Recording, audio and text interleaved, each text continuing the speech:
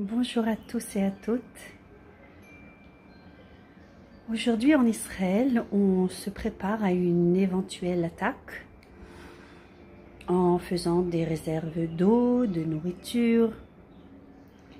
Et depuis ce matin, comme tous les citoyens d'Israël, c'est ce que je fais.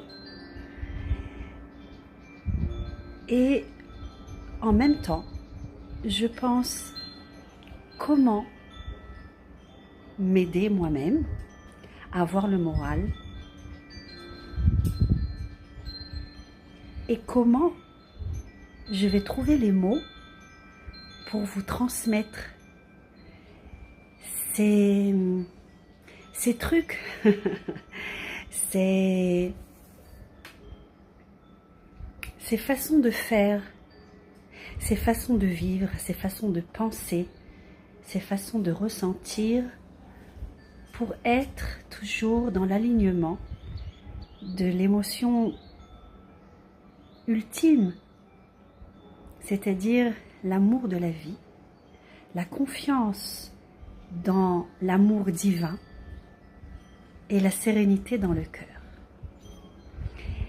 Et ça me tournait dans la tête, les mots me tournaient dans la tête, tout en préparant mes légumes, mes bassines d'eau. Et là, je m'assois avant d'aller faire une dernière commission parce qu'il me manque certains légumes. Finalement, le mot clé, c'est conscience. Mais c'est comme le mot amour, en ce moment, dans le monde, on l'utilise tellement qu'on se demande ce que ça veut dire. Alors, je vais essayer d'expliquer par un autre mot. Concentration de la conscience ou de l'attention. En fait, en ivrite, et cette fois-ci dans l'ivrite, on va dire dans l'hébreu, dans la langue populaire de l'hébreu, on peut trouver la solution. C'est lorsque quelqu'un est déprimé, par exemple, et on lui dit « Tsemisé ». Allez, Kadima, Tsemisé. Sors de cela. Et tout d'un coup, je me suis rendu compte que dans cette expression populaire, il y a la solution pour garder sa bonne humeur, sa sérénité et sortir de la déprime, de l'inquiétude. C'est en fin de compte d'en sortir. Alors qu'est-ce que cela veut dire? Cela veut dire que c'est en fonction de la concentration, de notre attention sur un certain sujet que nos émotions vont réagir plus ou moins vers la joie de vivre ou vers la déprime. Plus on fera attention, plus on mettra du focus sur un sujet inquiétant, par exemple. Je vais prendre deux exemples. Un exemple extérieur que l'on fait rentrer dans sa conscience et on fait focus que sur ça. Et ensuite un autre exemple sur une situation personnelle sur laquelle on fait focus à 100%. Et dans les deux cas, on tombe dans la déprime. Par exemple, un jeune parent qui a un enfant, un petit enfant, dans une situation comme nous la vivons, c'est-à-dire en état de guerre, de latence d'éventuelles attaques. Et voici le parent qui réfléchit tout d'un coup, qui se dit, hein, il commence à élaborer des pensées en se disant, mais dans quel monde mon enfant grandit? Quelle horreur! Si c'est maintenant comme ça, en fonction de la mentalité, en fonction des politiques, en fonction de l'économie. Waouh! Et là, il équilibre. Oui, ce sont des équilibrations. Parce qu'en fait, il met en marche des pensées négatives qui sont basées sur des vérités, bien sûr.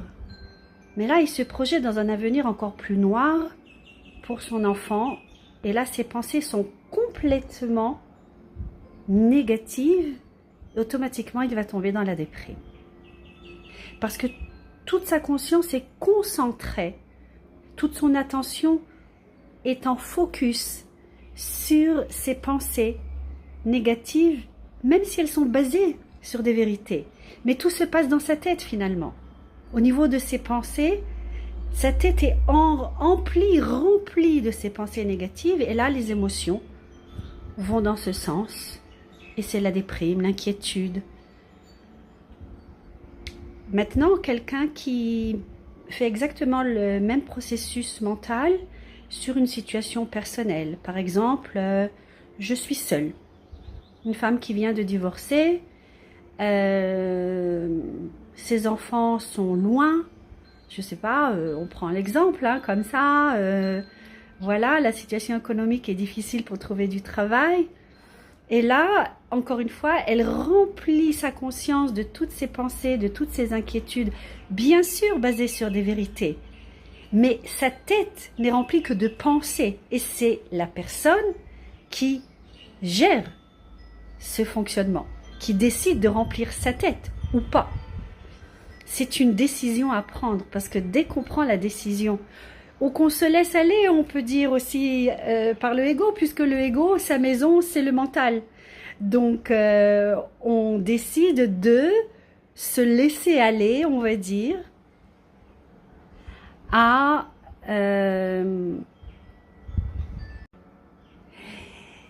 et donc, c'est la décision de la personne de remplir sa tête, son mental, son attention en faisant focus sur des pensées négatives, basées bien sûr toujours sur des vérités. On ne va pas s'amuser à imaginer des choses négatives si tout est positif. Quoique, on se demande si l'être humain est normal, et souvent parce que malheureusement, souvent on se remémore des situations mentales dans lesquelles nous nous étions engagés dans le passé, et on se dit mais finalement la situation n'était pas si mauvaise par rapport à aujourd'hui. Ouh, oui, eh ben, il vaut mieux pas rentrer, il vaut mieux pas arriver à cela. Donc vivons au présent en prenant des décisions au niveau de notre conscience au présent, et cela semble facile, hein, quand je le dis. Et pourtant, je vous le dis avec le sourire, parce que à force d'années de travail sur moi-même, je pense y arriver, pas tout le temps, mais je pense y arriver.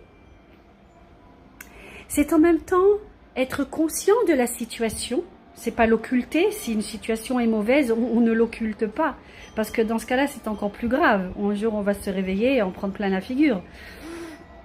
Et prendre conscience aussi que je suis vivant. Je suis là en train de faire des choses de vie, en train de m'occuper de laver mes patates douces, en train de faire la poussière, en train d'être capable, de par mon intelligence, de par ma volonté, de par mon désir et mon amour de vivre, de penser, de faire focus sur des pensées positives et de les exprimer en mots pour moi-même et pour faire du bien aussi aux autres. Parce que le monde extérieur est aussi important que le monde intérieur.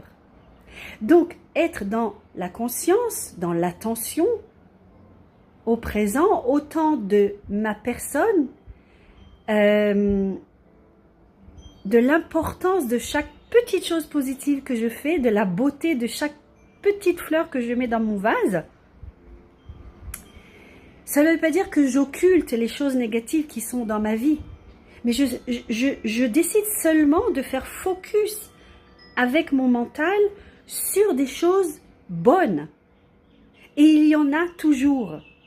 À partir du moment où on donne à soi et aux autres des choses qui font plaisir, qui sont bonnes pour la santé, qui sont bonnes pour le moral, qui sont bonnes pour l'esthétique dans la maison, pour le visuel agréable. Voilà. Je ne sais pas le dire avec d'autres mots pour l'instant, mais nous avons en notre pouvoir réellement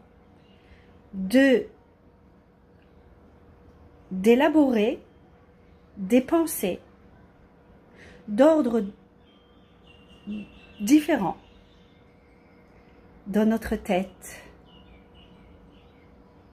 de porter notre attention, notre concentration sur, pas seulement que sur des choses positives, c'est peut-être pas ce que j'ai voulu dire, parce que on doit porter notre attention sur les choses négatives, parce que sinon, si on les occulte, on ne pourra pas, eh bien, aborder la situation d'une manière objective et savoir dépasser, affronter, dépasser et grandir par rapport aux épreuves, évidemment.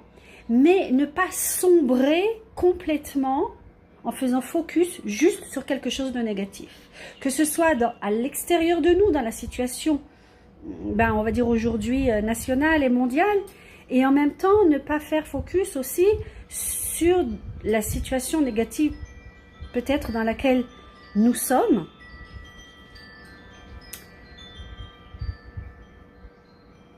Évidemment que quand on aura des connaissances sur la vie, sur la mort, sur les différentes formes de vie, sur les capacités de métamorphose de tous les éléments vivants, compris l'être humain, pour cela il faut étudier. Pour cela il faut aussi intégrer ces informations en méditant, pour qu'elles deviennent une évidence, pas au niveau mental, mais pour qu'elles deviennent tellement une évidence qu'on les voit réellement. Tout d'un coup, nos yeux s'ouvrent et on voit que la vie, ben non, d'un côté, dans le macro, elle est éternelle, mais qu'aucune situation est éternelle ici même, sur cette terre. Et donc, quand il y a de bonnes situations, autant en profiter au maximum, parce qu'elles vont passer, il n'y a rien qui est éternel. Et quand elles sont pas très positives, on sait aussi que cela n'est pas éternel. Donc bien sûr, il faut avoir des outils pour faire ce genre d'exercice au niveau de la conscience, des outils de connaissance et qui sont intégrés dans notre personne, dans notre mental, dans notre personnalité, jusqu'à notre tempérament en fin de compte, en méditant. C'est l'outil principal.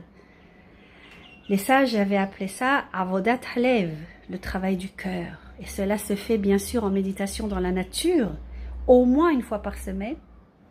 Et grâce à cette grande méditation où on se régénère, alors même en lavant des patates douces dans sa cuisine, on peut méditer des petites méditations comme ça, parce qu'on se relie au grand soleil de notre méditation hebdomadaire. C'est une habitude à prendre. Et là, je vous parle des outils. Une dernière chose à propos de la conscience positive. En fait, la conscience, c'est nous qui la gérons. Et en temps de guerre, bien sûr que je ne peux pas occulter le sujet de la mort, surtout de la mort de jeunes personnes, des enfants, parce qu'en Israël, ce sont nos enfants, nos maris, nos frères, nos oncles qui sont à la guerre. Je ne prétends pas donner de solution. Je ne prétends pas détenir la vérité, mais simplement dire deux choses. S'habituer en toutes circonstances. C'est exercer notre mental à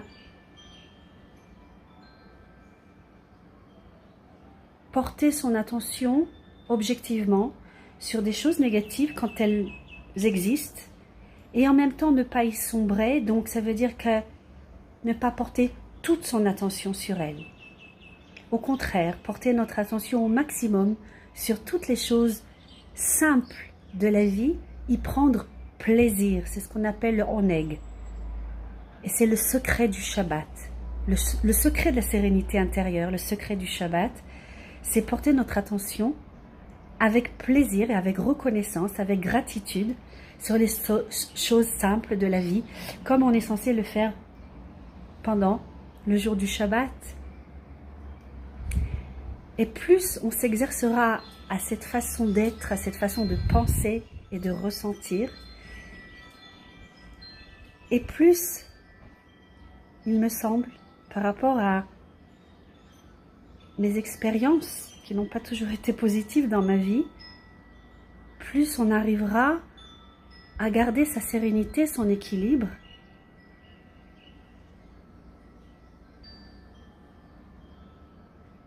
en espérant même face à la mort. Puisque la mort, comme une amie me l'avait dit, c'est un déménagement d'un monde à l'autre. Pour la personne, c'est un grand changement. Alors déjà pour soi-même, s'habituer à ne pas sombrer et se figer dans des choses, dans des habitudes, et surtout quand elles sont mauvaises, ou dans des pensées, et surtout quand elles sont mauvaises, eh bien cela nous permet, ces exercices nous permettent d'être capables d'opérer des changements sans en être foudroyés.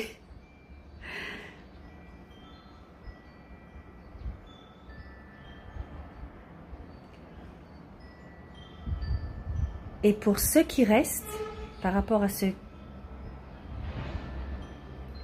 aux personnes proches qui partent dans l'autre monde, ceux qui restent ici, affronter et dépasser, ou du moins utiliser la douleur du manque, de l'absence, c'est finalement revenir à la présence du soi qui est entier, shalem en hébreu. C'est pas une idée dont il faudrait se persuader, mais réellement faire focus sur les choses simples de la vie dans la gratitude, tout en étant complètement conscient des choses négatives en même temps, mais ne pas y sombrer, et donc développer ces exercices de présence dans la simplicité et dans la gratitude, fait que nous nous sentons beaucoup plus, toujours plus, existants pleinement, avec nos capacités, nos dons, et en être tellement conscient qu'on est dans la gratitude de ce que l'on est. C'est être en conscience avec le moi présent.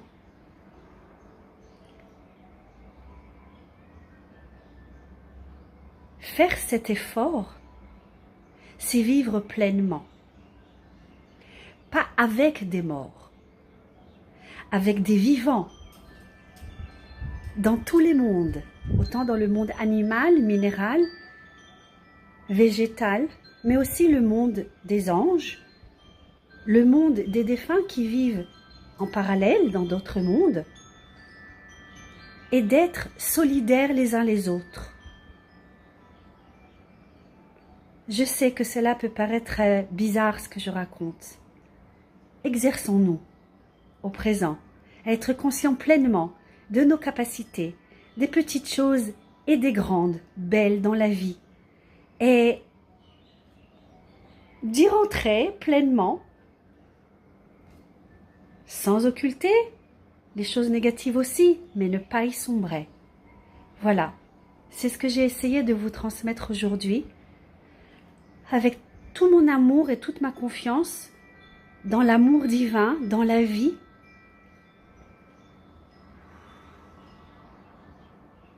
pour être. Ce verbe qui n'existe pas en hébreu, justement parce que l'être est toujours en grandissement. On ne peut pas le figer. Donc vivons d'une manière dynamique, avec la beauté de la vie qui nous est donnée, que le divin nous donne à chaque instant. L'utiliser, en profiter dans chaque petit détail, dans la gratitude.